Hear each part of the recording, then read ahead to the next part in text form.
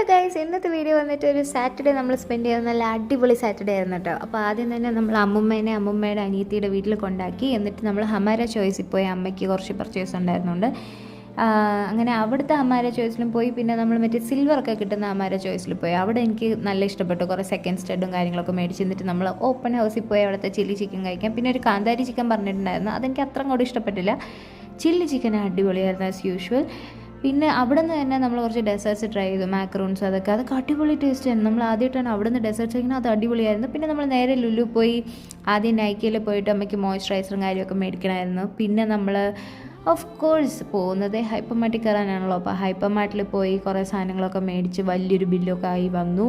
പിന്നെ നമ്മൾ കുഞ്ഞിക്കും അമ്മയ്ക്കൊക്കെ കോമ്പാക്റ്റും കാര്യങ്ങളും മേടിക്കാനുണ്ട്. നമ്മൾ അവിടെ പോയി. അപ്പോഴത്തേക്കാണ് Maybelline ബൈ 2 get 1 ഫ്രീ ഉണ്ടായിരുന്നുകൊണ്ട് എനിക്കൊരു എന്താ പറയുക, ഞാനൊരു ബ്ലഷ് മേടിച്ചു. ഞാനത് പിന്നീട് റിവ്യൂ ചെയ്യാം. എനിക്ക് നല്ല ഇഷ്ടപ്പെട്ടു. നല്ലൊരു ബ്ലഷ്, Maybelline ലിക്വിഡ് ബ്ലഷ്. അപ്പോൾ അങ്ങനെ അത് മേടിച്ചു. പിന്നെ നമ്മൾ അവിടെ നിന്ന് ഫണ്ടിയൂറയിലൊക്കെ പോയി.